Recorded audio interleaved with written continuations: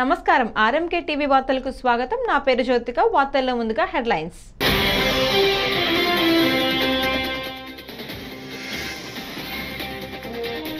భూమికి తిరిగొచ్చిన శుభాంశు, లఖన్గోలు సంబరాలు.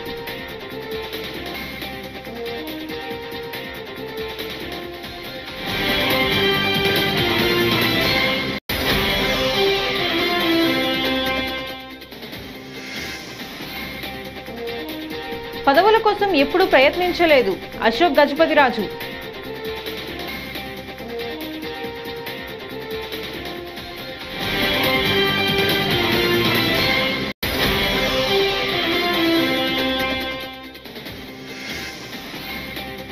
వైఎస్ఆర్సీపీ కేంద్ర కార్యాలయంలో వైఎస్ జగన్ను కలిసిన ఖరీడు గ్రామ రైతులు.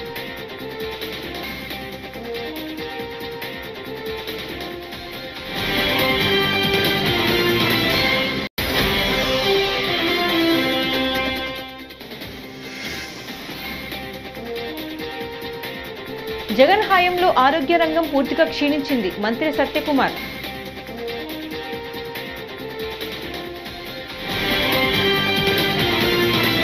ఇక డీటెయిల్స్ చూస్తే యాక్సియం 4 మిషన్ విజయవంతం కావడంపై భారతీయుల్లో ఆనందం వ్యక్తమైంది.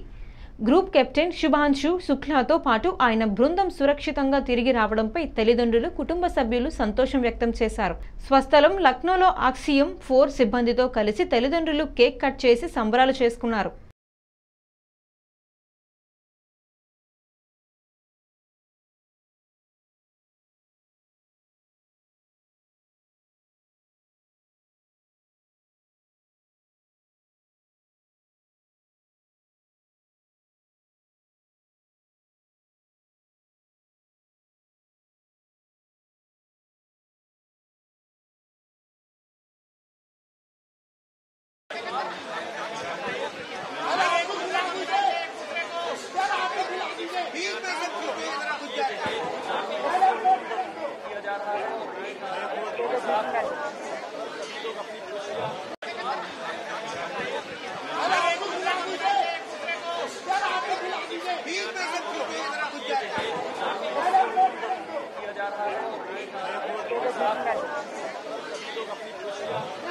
बहुत सटीक फ्रेम बना।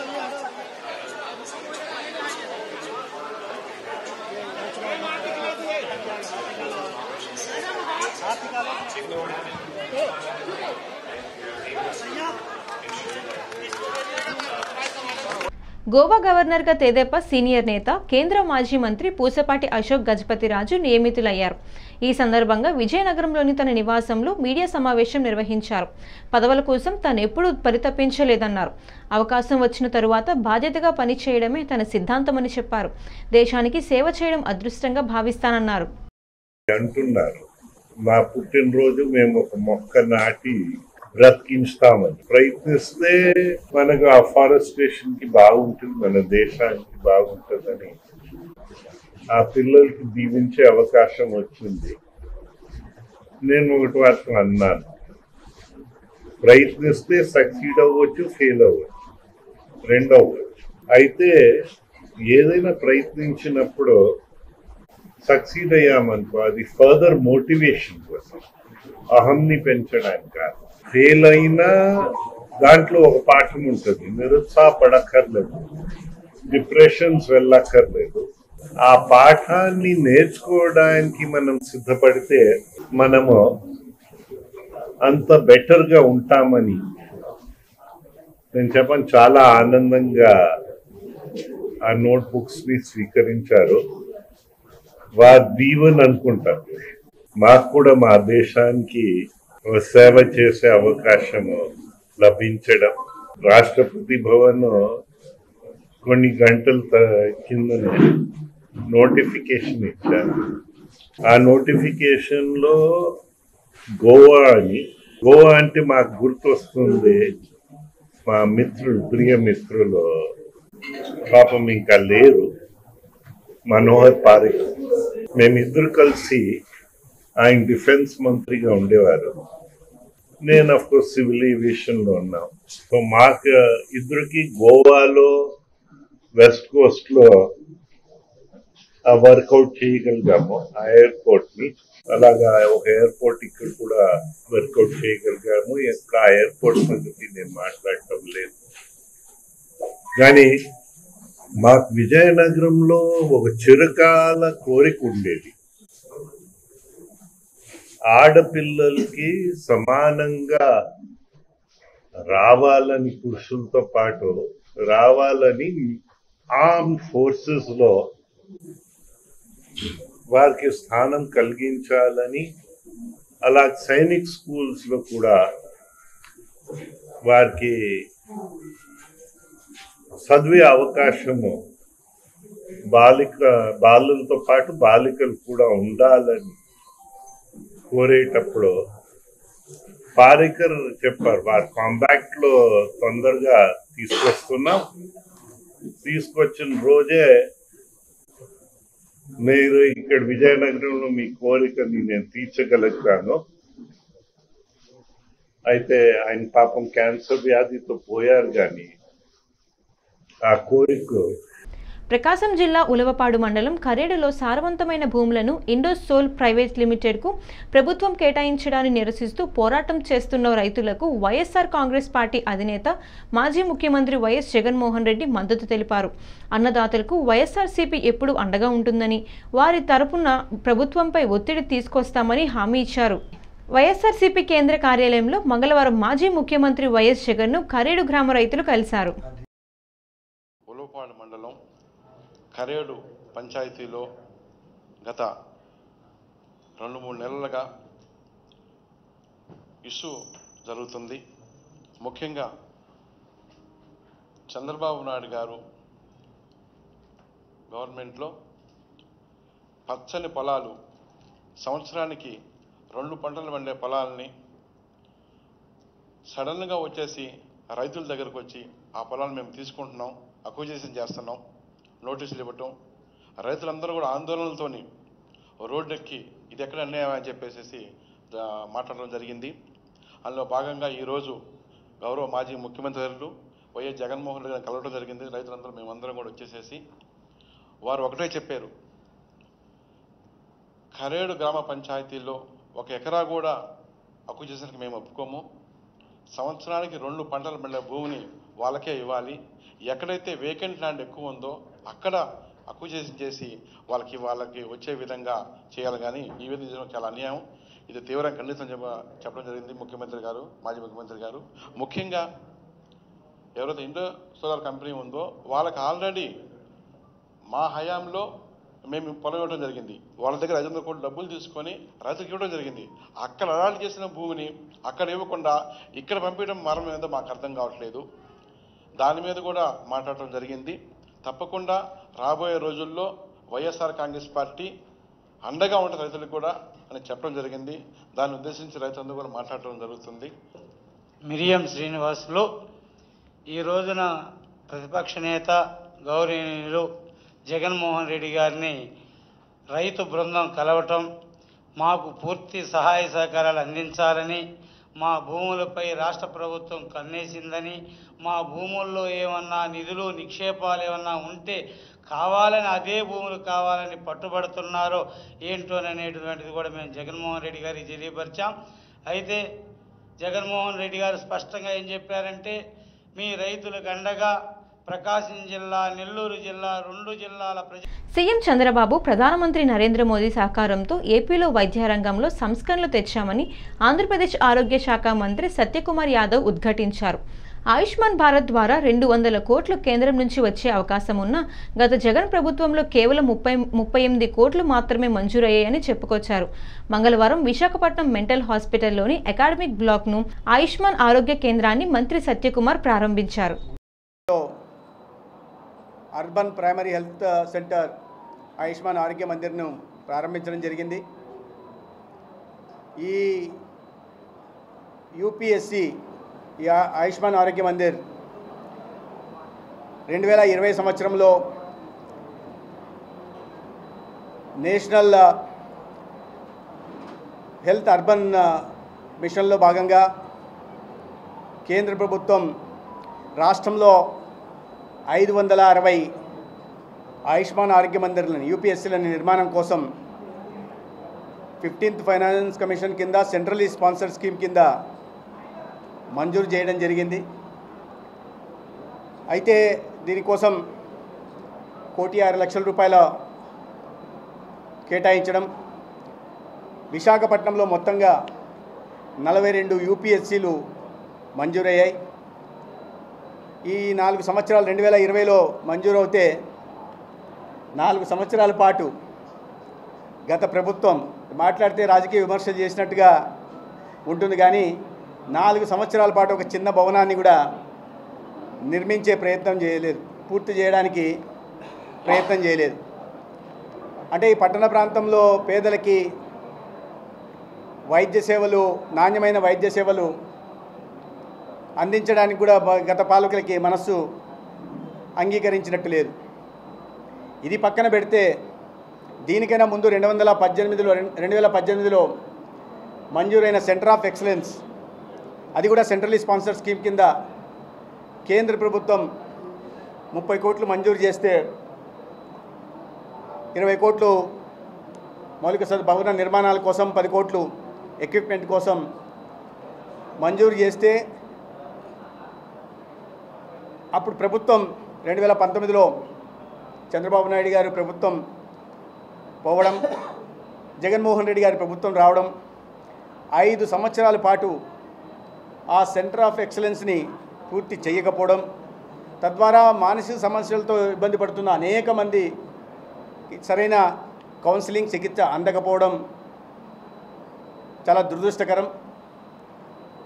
మరీ ముఖ్యంగా అది అప్పుడే మొదలుపెట్టి ఉంటే, నిర్మాణం పూర్తి చేసి మొదలుపెట్టి ఉంటే ఇవాళ అత్యంత తీవ్రమైన కొరత ఉన్నటువంటి సైకాలజిస్టులని మనం రాష్ట్రంలో తయారు చేసుకునే అవకాశం ఉండేది.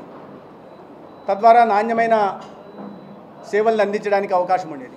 ఆయుష్మాన్ ఆరోగ్య బంధువులలో కేంద్రం టెలిమానస్ పేరుతో ఈ కౌన్సిలింగ్ చేస్తున్నప్పటికీ ఇటువంటి ప్రతిష్టాత్మకమైన సంస్థను నిర్మించడానికి పాపం మనసు రాలా.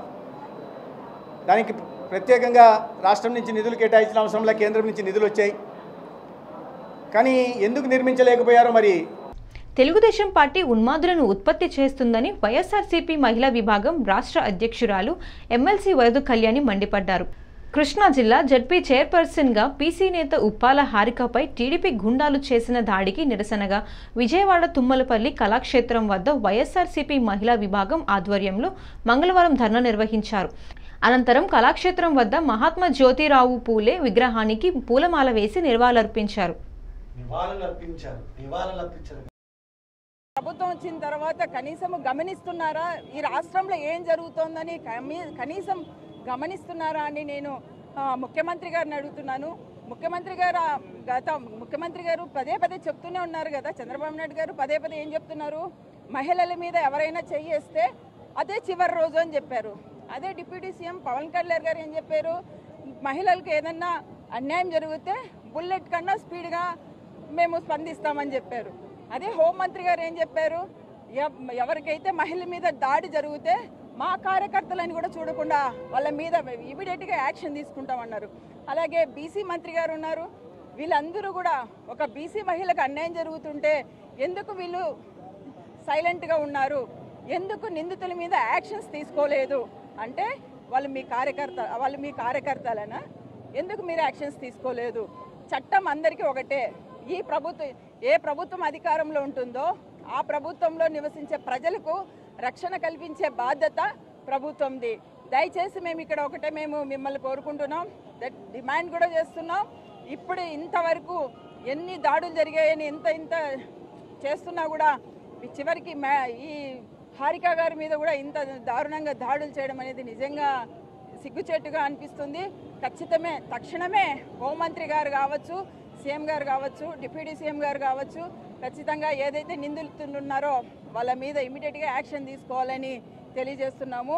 ఏదైతే మా చైర్మన్ గారు ఉన్నారో ఆమెకు నిజంగా సారీ చెప్పాలి. ఎందుకు చెప్పాలి? వీళ్ళు ఎవరైతే ఆమెను మళ్ళీ అంటే ఆమెను నడి రోడ్డు మీద దాడి చేసి ఆమెను అవమానపరిచింది కాక మళ్ళీ ఆమెను మహానటి అనడం నిజంగా ఎంత ఘోరం అండి.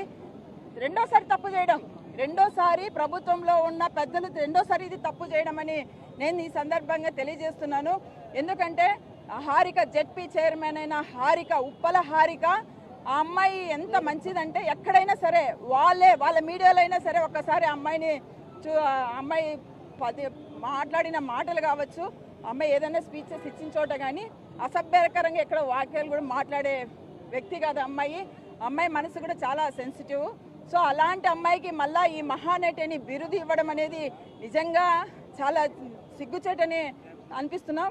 తక్షణం వీళ్ళందరూ కూడా ఖచ్చితంగా మా జెడ్పీ చైర్మన్ అయిన హారికకు క్షమాపణ చెప్పాలని కోరుకుంటున్నాం.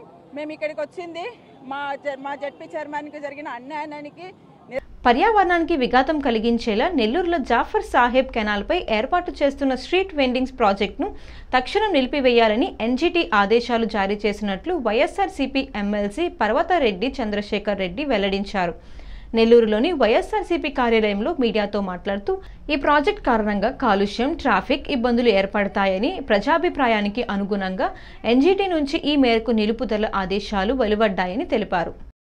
చాలా పొరపాట్లు, చాలామంది ప్రజలు ఇబ్బంది పడుతూ ఉన్నారు, సామాన్య ప్రజలు ఇబ్బంది పడుతూ ఉన్నారు. వాటన్నిటిని నా దృష్టికి తీసుకొచ్చినప్పుడు కూడా నేను ఒకటే చెప్తా ఉండేవాడిని, కొంచెం రోజులు అవకాశం ఇద్దాం, సమయం ఇద్దాం, అంత మంచి జరుగుతుంది అని నేను అందరికీ కూడా చెప్తాను. ఈరోజు దాకా ఏ ఒక్కరిని కూడా రెచ్చగొట్టడం కానీ, ఏ ఒక్కరిని కూడా పేరు పెట్టి విమర్శించడం కూడా నేను ఎప్పుడు చేయలేదు, భవిష్యత్తులో కూడా అలా చేయను. అయితే ఒకటి గుర్తుపెట్టుకోవాలి, ఎప్పుడు కూడా అధికారంలో ఉండేవాళ్ళు బాధ్యతగా తీసుకోవాలా, జవాబుదారీతనం ఉండాలి అధికారంలో ఉండే వాళ్ళకి. మాకు అధికారం వచ్చింది, మేము ఏమైనా చేయగలం, మేము చేసిందే రైట్ అనే పద్ధతిలో కనుక వాళ్ళు వెళ్తే ఆ ప్రజాస్వామ్యం ఎంత ఇబ్బంది పడుతుందో, సామాన్యులు ఎంత ఇబ్బంది పడతారో ఈరోజు మనం కళ్ళ ముందు చూస్తూ ఉన్నాం. అలానే ఒక నాయకుడు అనే వాళ్ళు ఎప్పుడు కూడా ఎలా ఉండాలా అంటే ప్రజల శ్రేయస్సును కోరుకునే వాళ్ళలాగా ఉండాలి. నేను చెప్పిందే వేదం, నేను చెప్పేదే న్యాయం అనే పద్ధతిలో కనుక నాయకుడు వెళ్తే అది రాచరికం అనిపిస్తుందే కానీ ప్రజాస్వామ్యం అనిపించదు. ప్రస్తుతం మన రాష్ట్రంలో కానీ అలానే మన నెల్లూరులో కానీ జరుగుతున్నటువంటి కొన్ని పరిణామాలను నేను మీ దృష్టికి తీసుకొని వస్తాను. దీని మీద ఎలాంటి డిస్కరేజ్ చేయడం కూడా ఉండదు.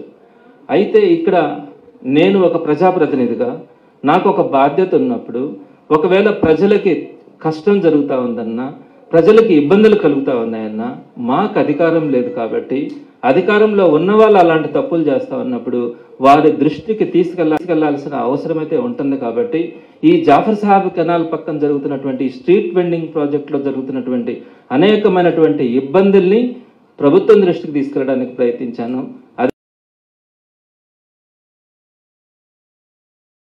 అదేవిధంగా 6 సంవత్సరాలుగా డిఎస్సి కోసం ఎదురు చూస్తున్న అభ్యర్థులు కలలు ఫలించాయి. చంద్రబాబు నాయుడు, నారా లోకేష్ ఇచ్చిన మాటను నిలబెట్టుకొని మెగా డిఎస్సి నోటిఫికేషన్ విడుదల చేసినందుకు కృతజ్ఞతగా అభ్యర్థులతో కలిసి షాప్ చైర్మన్ రవి నాయుడు తిరుపతిలో పాలాభిషేకం నిర్వహించారు. జై బాబు, జై లోకేష్ అంటూ జేజేలు కొట్టారు. సీఎం చంద్రబాబు ఇచ్చిన మాట ప్రకారం మెగా డిఎస్సిని రిలీజ్ చేసినందుకు రవి నాయుడు థ్యాంక్యూ చెప్పారు.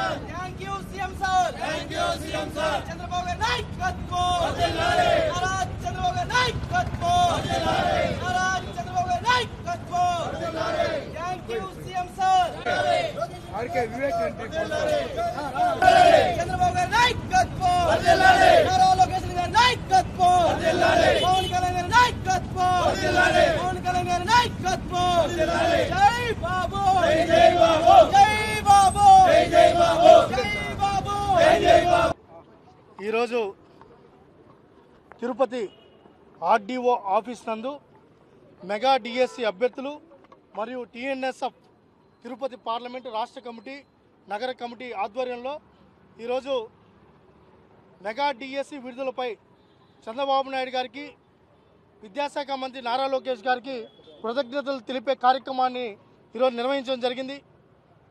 6 ఏళ్ల కళ, గత 5 సంవత్సరాలు ఇదే ఆర్డీఓ ఆఫీస్ నందు నేనే, మా విద్యార్థి సంఘాలు, అన్ని సంఘాలు, విద్యార్థులు ఆర్తనాదాలు పెట్టాం, నిరసనలు వ్యక్తం చేశాం, ధర్నాలు చేశాం, మీ కెమెరాలే సాక్షి. ఇదే రోడ్డు మీద పొల్లు దండాలు పెట్టాం. ఇదే వైఎస్ రాజశేఖర రెడ్డికి దండం పెట్టుకున్నా, నీ కొడుకు బుద్ధి మార్చు మార్చు మార్చు అని చెప్పి ఇదే రాజశేఖర రెడ్డి గారి విగ్రహం కాడ దండాలు పెట్టి 5 ఏళ్ళు అలిసిపోయాం. ఆ రోజు చంద్రబాబు నాయుడు గారు ఒక మాట ఇచ్చారు, నేను అధికారంలోకి వస్తానే, కూటమి అధికారంలోకి వస్తానే, మొట్టమొదటి సంతకం మెగా డిఎస్సి మీద పెడతాను, అది కూడా 5,000 6,000 పోస్టులు కాదు 15,000 పోస్టుల పైన భర్తీ చేపడతాను, మళ్ళీ భర్తీలు చేపడతామని చెప్పి ఆ రోజు మాట ఇచ్చారు. ఇచ్చిన మాట ప్రకారం గౌరవ ముఖ్యమంత్రి నారా చంద్రబాబు నాయుడు గారు బాధ్యతలు తీసుకున్న రోజే మెగా డిఎస్సిపై సంతకం పెట్టారు. కొన్ని లక్షల మంది విద్యార్థుల జీవితాల్లో ఆశలు చిగురించే విధంగా ఆ సంతకం మారింది. ఆ రోజు అభ్యర్థులందరూ ఆనందం వ్యక్తం చేశారు. దానిపైన అనేక కసరత్తులు జరిపి ఒక సమర్థవంతమైన డిఎస్సి ప్రకటించాలని విద్యాశాఖ మంత్రి నారా లోకేష్ గారు ఒక పక్క బెంగళూరు నుంచి పుంగనూరు పట్టణానికి ఆర్టీసీ బస్సును పునరుద్ధరించాలని బీజేపీ ఎస్సీ మోర్చా నాయకులు అయూబ్ ఖాన్, నరసింహులు మంగళవారం పుంగనూరు పట్టణంలో ఏపీఎస్ఆర్టీసీ అసిస్టెంట్ మేనేజర్ పావనికి వినతి పత్రం అందజేశారు. అనంతరం వారు మాట్లాడుతూ గత కొద్ది రోజులుగా ఆర్టీసీ అధికారులు ఈ సర్వీసును నిలిపివేశారని, దీంతో బెంగళూరుకు నిత్యం వెళ్లే కార్మికులు, ఉద్యోగులు ఎంతో ఇబ్బంది పడుతున్నారని అన్నారు.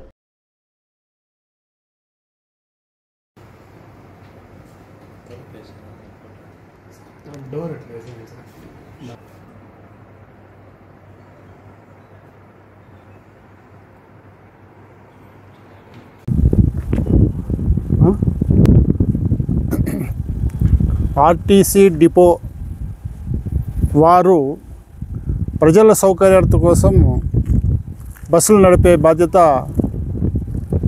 రోడ్ రవాణా సంస్థకు ఉన్నది. పొన్నూరులో దీనికి ముందు ప్రజల కోసము కర్ణాటక రాష్ట్రానికి వాహనాన్ని పెట్టినారు. ఆ వాహనం ఇప్పుడు పోలేకపోతూ ఉన్నది. ముఖ్యమైన విషయం ఏమంటే, మార్నింగ్ కర్ణాటక అంటే బెంగళూరు నుంచి 5 గంటలకు బయలుదేరి ఇక్కడ 8 గంటలకి రీచ్ అవుతా ఉండింది పుంగనూరులో. అప్పుడు బెంగళూరు నుంచి పుంగనూరుకి రావాలంటే ప్రజలు చాలా హ్యాపీగా సంతోషంగా పొద్దున్నే వచ్చేస్తూ ఉండ్రి. ఆ బస్సు నిలిపేయడం వల్ల చాలా ఇబ్బంది అవుతూ ఉంది. కాబట్టి దయచేసి నేను ఈ ఆర్టీసీ అధికారులు చెప్పడం ఏమిటంటే, ఆ బస్సుని మరలా పునరుద్ధరించి ఆ బెంగళూరు నుంచి బెంగళూరుకి పోయే ఆ టైంని మళ్ళంగా సర్వీస్ని నడపాలని చెప్పి నేను ప్రాధాయపడుతూ విజ్ఞప్తి కూడా చేస్తున్నాను. ధన్యవాదములు.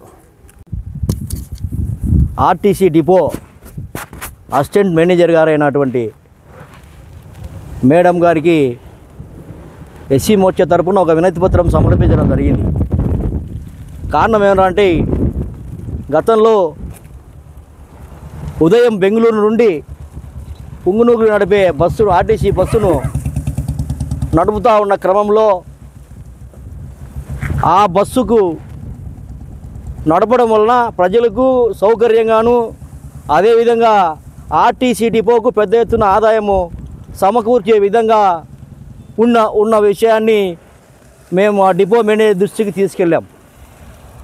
కానీ ఎందుకో మరిన్ని కారణాలు అయితే తెలియదు. కానీ రైలు ప్రయాణాల్లో ప్రయాణికులు అప్రమత్తంగా ఉండాలని రైల్వే డీఎస్పీ హర్షిత సూచించారు.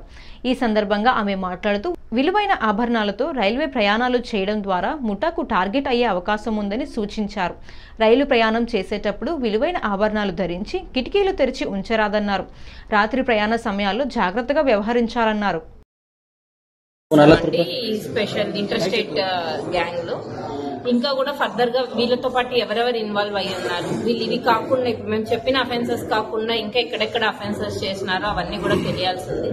తర్వాత దీనివల్ల మేము పబ్లిక్ కి ఇస్తున్న అవేర్నెస్ ఏంటి అంటే, వాల్యుబుల్స్ అన్ని కూడా కొంచెం ఎక్స్పోజ్ అయ్యి ఉండడం వలన ట్రైన్ ట్రావెలింగ్ లో అలా ఇమీడియట్ గా టార్గెట్ అవుతున్నారు. అలాంటివన్నీ కొంచెం జాగ్రత్తగా కొంచెం కవర్ చేసుకోవడం, విండో సీట్స్ దగ్గర కూర్చున్నప్పుడు కాస్త అలర్ట్ గా ఉండడం అది చూసుకోవడం కూడా బెటర్. అండ్ వీళ్ళు ఏదైతే ఉందో అర్లీ అవర్స్ లో అబాండన్డ్ ఏరియాస్ వీళ్ళు చూస్ చేసుకుంటున్నారు. సో వాటికి కౌంటర్ మెజర్స్ ఏంటి అని చెప్పి జీఆర్పీ ప్లస్ ఆర్పీఎఫ్ అంతా కూడా డిస్కస్ చేసుకొని వాటిని ఎలా మనం ఇంకా ప్రివెంట్ చేయొచ్చు అటువంటి అఫెన్సెస్ అని కౌంటర్ స్ట్రాటజీస్ కూడా గుడివాడలో రాజకీయ పరిణామాలు మారుతున్నాయి. మంగళవారం వైసీపీ నేత మాజీ మంత్రి కొడాలి నానితో మాజీ మంత్రి కటారి ఈశ్వర్ భేటీ అయ్యారు. తాజా రాజకీయ పరిణామాలపై ఇద్దరు చర్చించారు. ఈ మేరకు గుడివాడలో జడ్పీ చైర్మన్ బీసీ మహిళ ఉప్పాల హారికపై జరిగిన దాడిని కటారి ఈశ్వర్ ఖండించారు.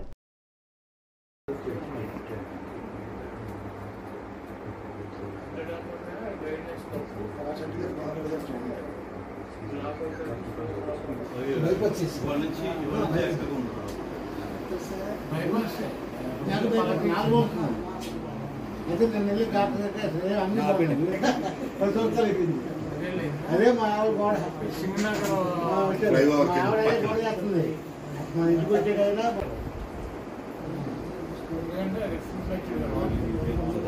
కొత్త వెసల్స్ డిసెంబర్ 5 తారీఖు చేయించారు. సూపర్ ఉన్నాయని గ్యాస్ షీట్ వాటిలో చేయాలి. ఫిబ్రవరి 20 100%, ఒకటి 8. ఈ వార్తలు ఇంతటితో సమాప్తం. నమస్కారం.